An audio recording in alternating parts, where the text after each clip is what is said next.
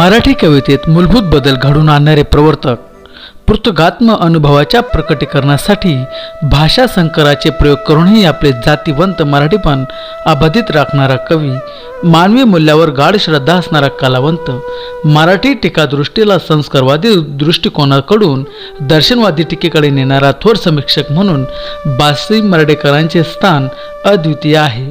नव्या शब्दांची घडण, शब्दाची मोडतोड, बहुभाषा संकरातून सिद्ध झालेली भाषा, उपमा, विशेषणे, क्रियाविशेषणे, म्हण यांचे कलापूर्ण उपयोजन हे त्यांच्या कवितेचे एक ठळक वैशिष्ट्य म्हणता येईल.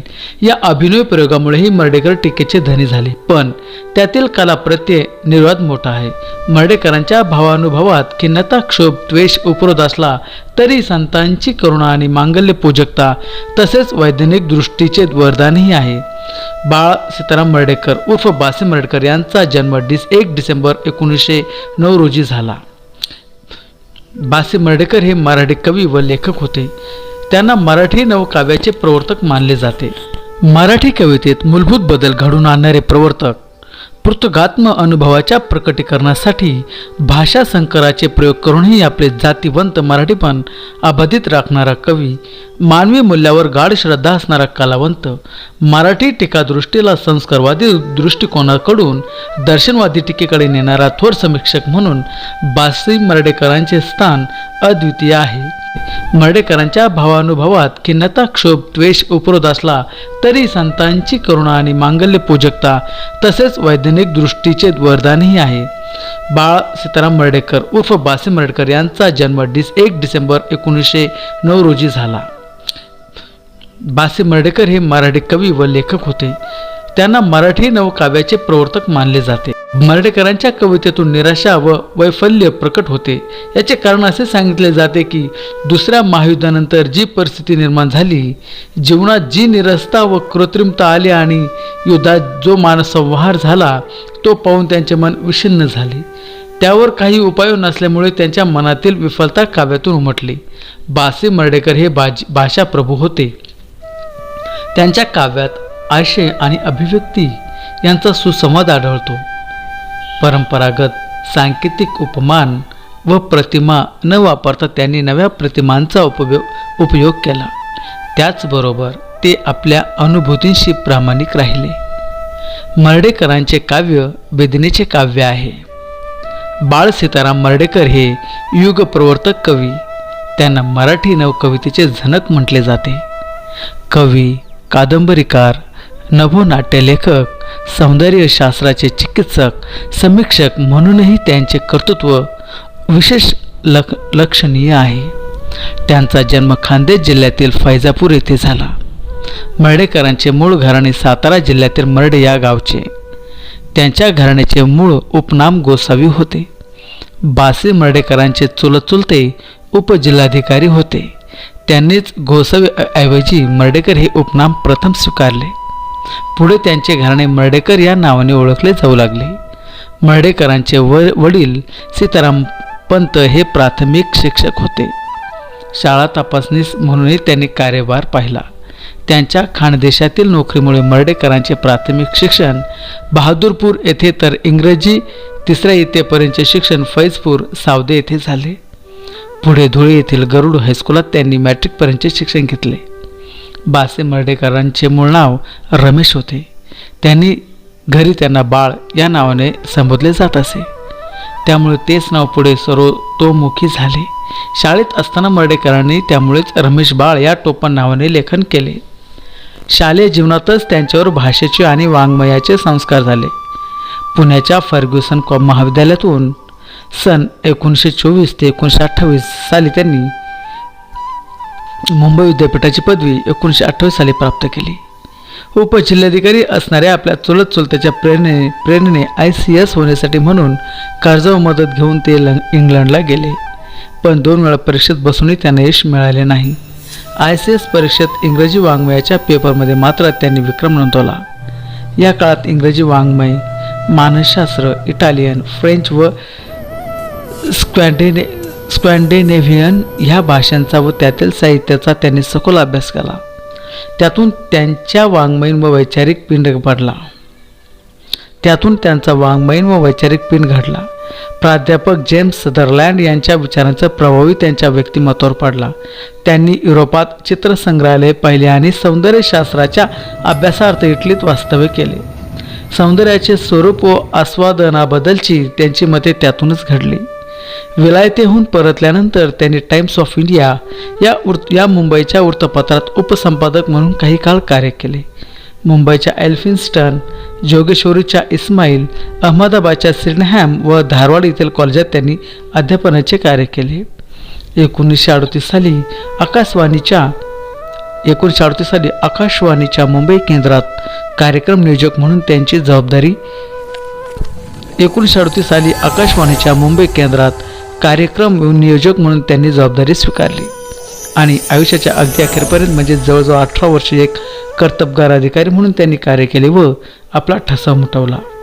कोलकाता, पटना, त्रिचनापल्ली, दिल्ली येथील आकाशवाणी केंद्रावर त्यांनी कार्य केले. मर्ढेकरांचा पहिला विवाह 1940 साली होमाई नल्ला शेठ या त्यांच्या पारशी विद्यार्थिनीशी झाला, पण तो फार काळ टिकला नाही. 1949 साली त्यांनी घटस्फोट घेतला.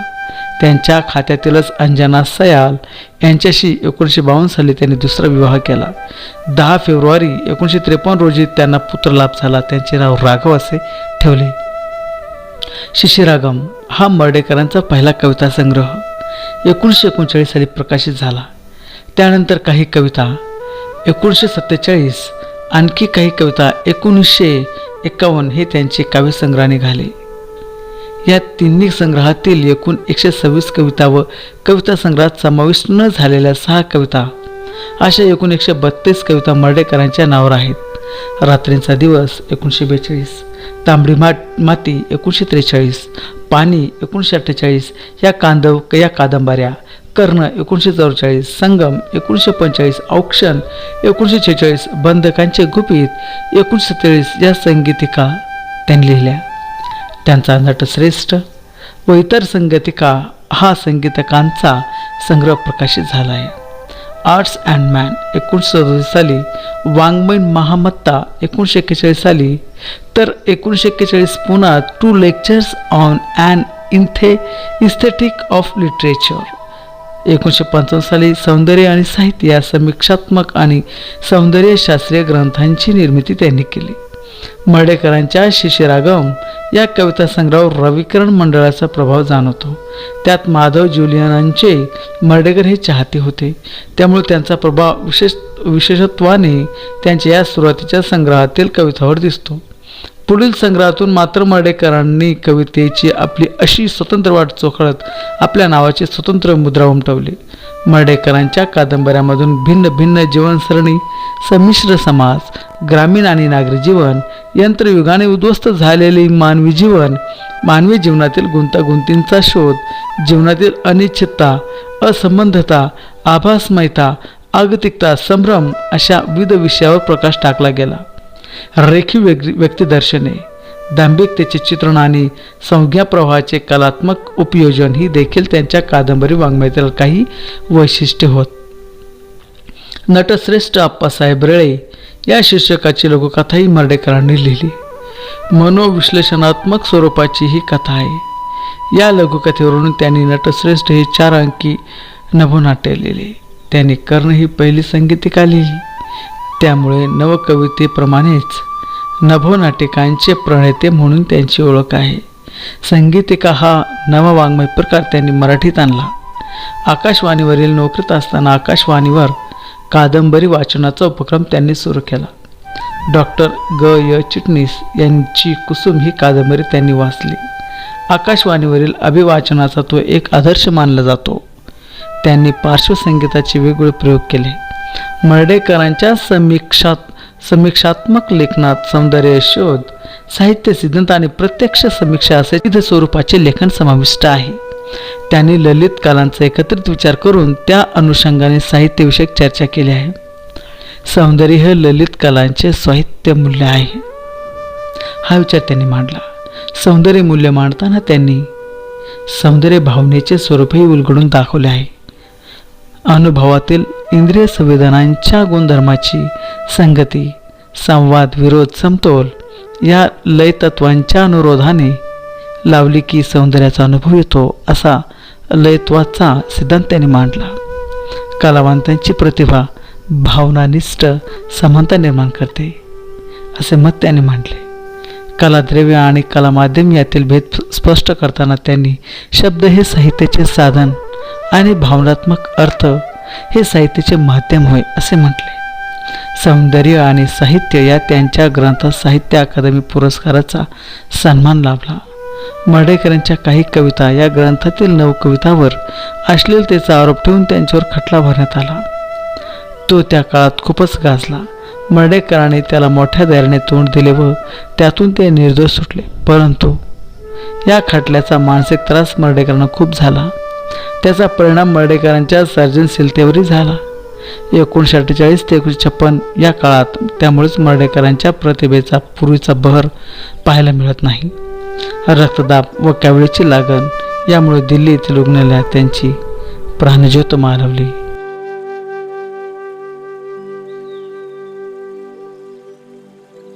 या साहित्यातील आकाशगंगेतील एक तारा निखळला असे म्हणता येईल. धन्यवाद.